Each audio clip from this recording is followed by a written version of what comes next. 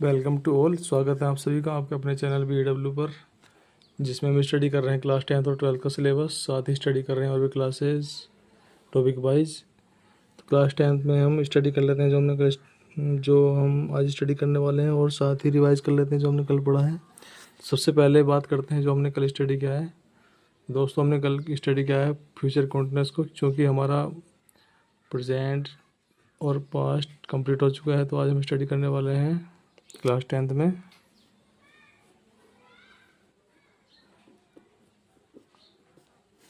आज हम स्टडी करने वाले हैं फ्यूचर परफेक्ट।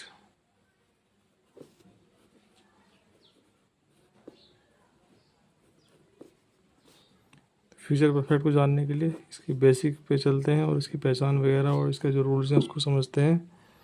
उसके बाद जो सेंटेंसेस में हम ट्रांसलेट करेंगे और उनको हम इंग्लिश से हिंदी या हिंदी से इंग्लिश बनाने में जो रूल काम करते हैं उनको पढ़ेंगे और एग्जाम्पल वाइज समझते हैं इसको। तो आइए स्टार्ट करते हैं रूल वाइज। तो सबसे पहले हम फ्यूचर परफेक्ट की पहचान को समझेंगे। चलिए समझते हैं इसकी पहचान को। तो इस जो टेंस के सेंटेंस होंगे उनके लास्ट में चुका होगा या चुकी होगी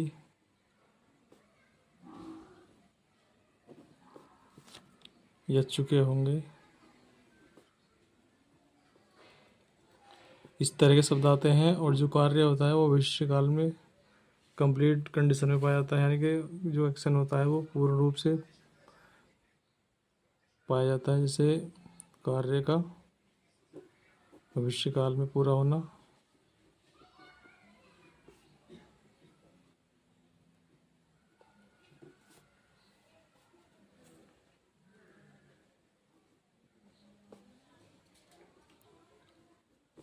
यह न होना पाया जाता है।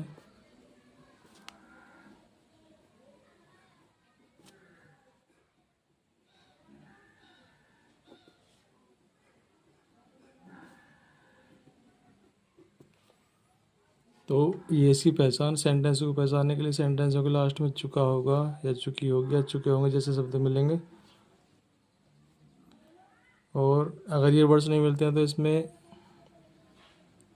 जैसे लिया होगा या दिया होगा,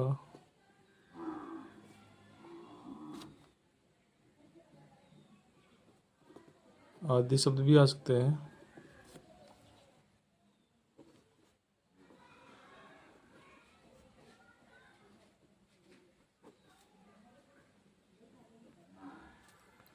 तो समझते हैं इसको रूल वाइज, किस तरह से इसके सेंटेंस को हम ट्रांसलेट कर सकते हैं और कैसे अंग्रेजी से हिंदी या हिंदी से अंग्रेजी बनाने के लिए इसकी हेल्प ले सकते हैं।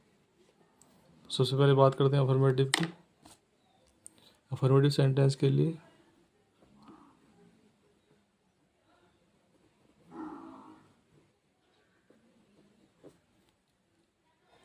सब्जेक्ट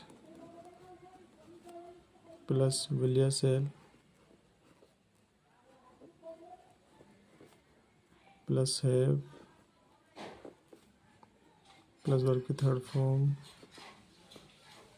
प्लस ऑब्जेक्ट लेंगे। एग्जाम्पल समझते हैं इसको। जैसे वह घर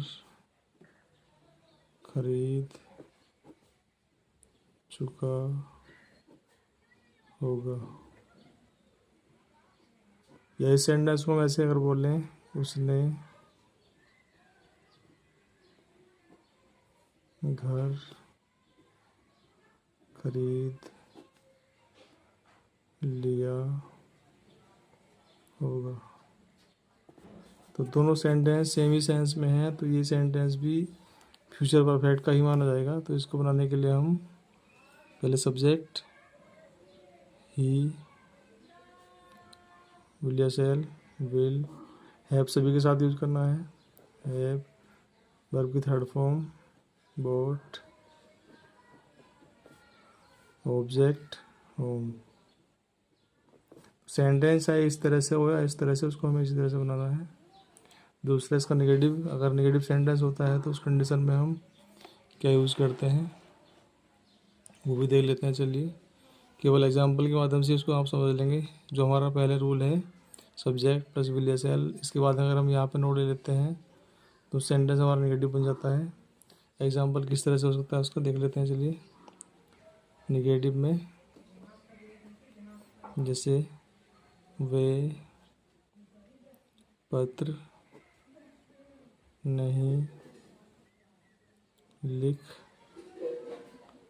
चुके होंगे, या इसी सेंटेंस को दूसरे सेंस में अगर लिखते हैं हम, उन्होंने पत्र नहीं लिखा, उन्होंने पत्र नहीं लिखा होगा। दोनों सेंटेंस सेम ही सेंस में है, दोनों में एक्शन कंप्लीट है और फ्यूचर टेंस में है। तो subject they will not have, बस हैव से पहले नोट का यूज़ करना है इस निगेटिव वर्ड के लिए। रिटर्न थर्ड फॉर्म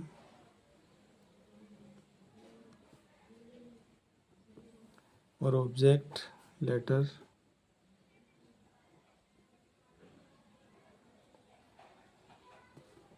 अब बात करते हैं इसका इंट्रोगेटिव की। इंट्रोगेटिव सेंटेंस में हमें किस तरह से इसको यूज़ करना है और किस तरह से इसके रूल को हमें समझना है और किस तरह से इसके सेंटेंसों को हम इंट्रोगेटिव बेस पे ट्रांसलेट करने के लिए इसके रूल का यूज़ करेंगे। सबसे पहले रूल देख लेते हैं इसका इंट्रोगेटिव।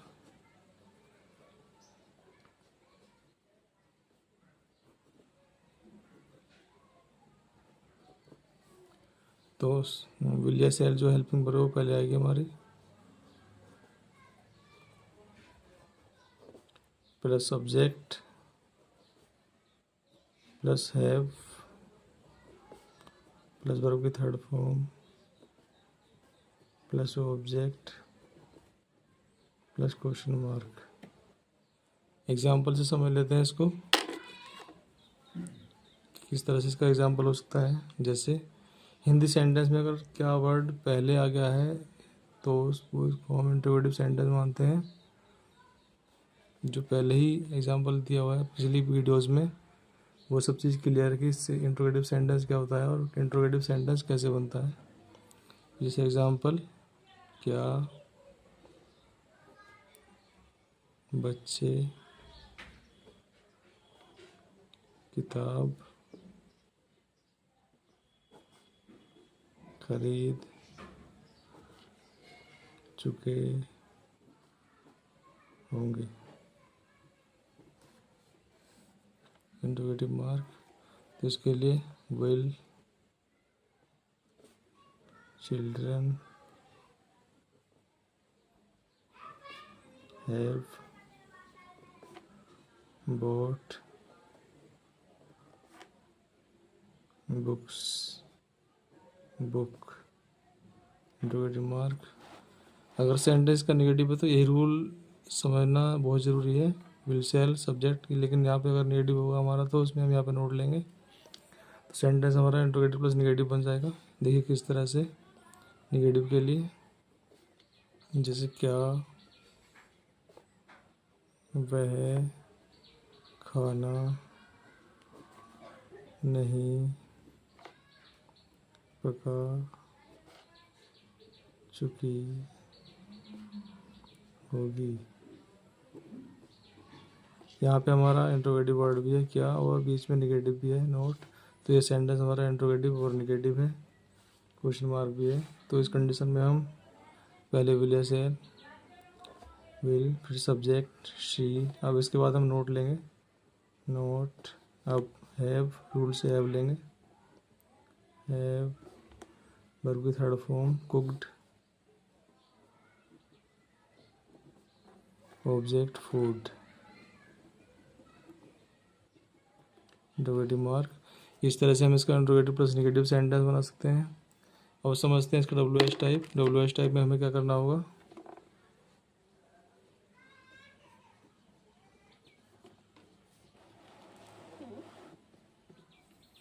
WH टाइप के लिए क्वेश्चन वर्ड पहले यूज़ करते हैं, उसके बाद विल या शैल यूज़ करते हैं,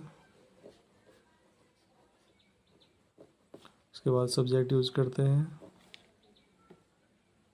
इसके बाद हैव यूज़ करते हैं, वर्ब की थर्ड फॉर्म यूज़ करते हैं, ऑब्जेक्ट यूज़ करते हैं, प्लस क्वेश्चन मार्क यूज़ करते हैं। एग्जाम्पल से समझ लेते हैं इसको भी, जैसे किसान घर कहाँ बना चुका होगा। यहाँ पे क्वेश्चन वर्ड बीच में आया है कहाँ, इसको हम विल या शैल से भी पहले लेंगे, तो वेयर, कहाँ के लिए वेयर,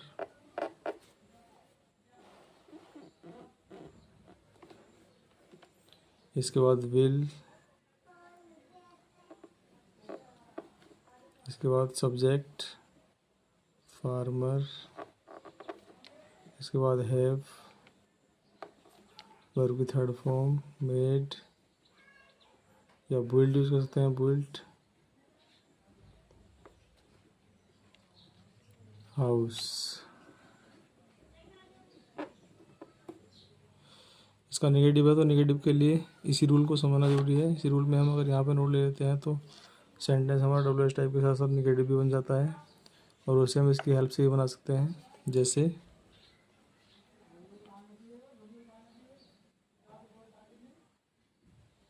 खिलाड़ी गेंद क्यों नहीं पकड़ चुका होगा। तो क्वेश्चन वर्ड वाई, विल या शैल, विल, प्लेयर, नोट। अब यहाँ पे हम सब्जेक्ट के बाद नोट लेंगे, हैव, थर्ड फॉर्म कैच की कोट,